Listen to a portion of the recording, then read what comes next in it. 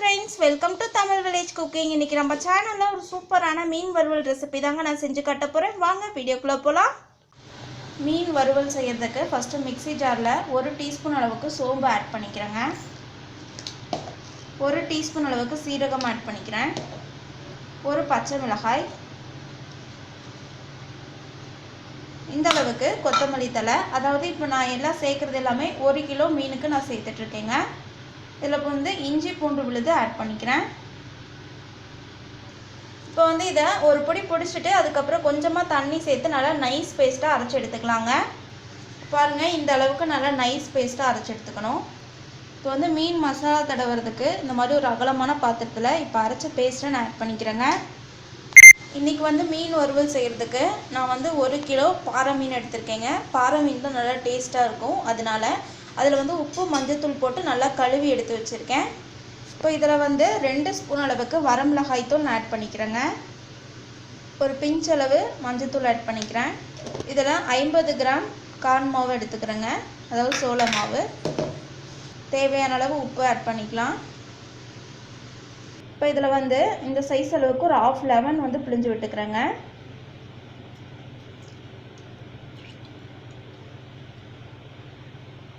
இப்போ ஃபஸ்ட்டு தண்ணி எதுவுமே சேர்க்க தேவையில்லை. ஃபஸ்ட்டு நல்லா பிசைஞ்சுக்கலாம். அதுக்கப்புறம் வேணும்னா லைட்டாக தண்ணி சேர்த்துக்கலாங்க.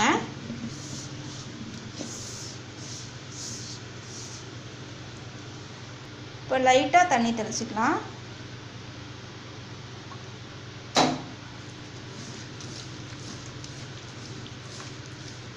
இந்த மாதிரி நீங்கள் மீன் வறுவலுக்கு இந்த மாதிரி அரைச்சி செய்யும்போது டேஸ்ட் ரொம்பவே நல்லா இருக்குங்க.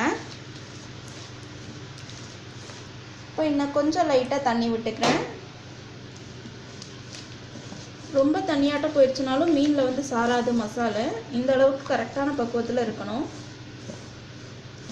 கொஞ்சமாக உப்பு சேர்த்துக்கிறேங்க. இப்போ வந்து மீன் வறுவலுக்கு மசாலா வந்து நம்ம ரெடி பண்ணியாச்சு. இப்போ இதில் நம்ம கழுவி வச்சுருக்கக்கூடிய மீன் ஆட் பண்ணிக்கலாங்க.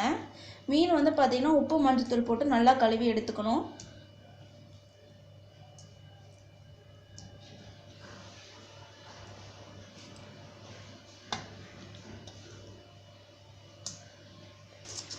இப்போ வந்து மீன் எல்லாத்துக்கூடையும் சேர்த்துட்டு இந்த மசாலாவை நல்லா வந்து மிக்ஸ் பண்ணிக்கணுங்க. மசாலா வந்து எல்லா மீன் கூடயும் நல்லா சாறுற மாதிரி பிசைஞ்சு விட்டுக்கணும்.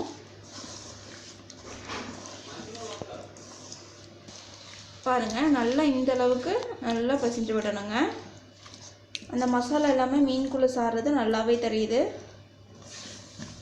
இப்போ இந்த மாதிரி ஒரு அகலமான பிளேட்டில் நம்ம வந்து மசாலா தடவின மீனை எடுத்து வச்சுக்கலாங்க.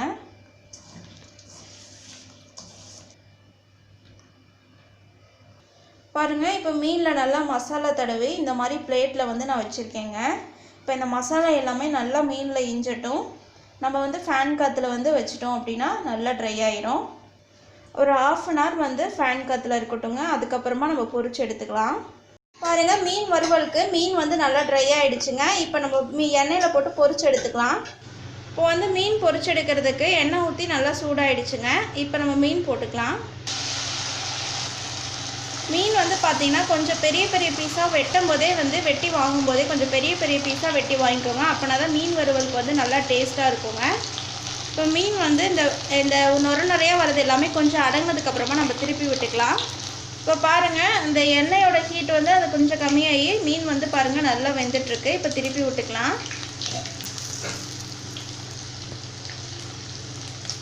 பாருங்கள், மீன் வந்து நல்லா வெந்துடுச்சுங்க. இப்போ இதை நம்ம பிளேட்டில் மாற்றிக்கலாம். வடிகட்டியில் வச்சு வடிகட்டிட்டு பிளேட்டில் மாற்றிக்கலாம். பாருங்கள், அதே மாதிரி மீதி இருக்கக்கூடிய மீனையும் நம்ம பொரிச்சு எடுத்துக்கலாங்க.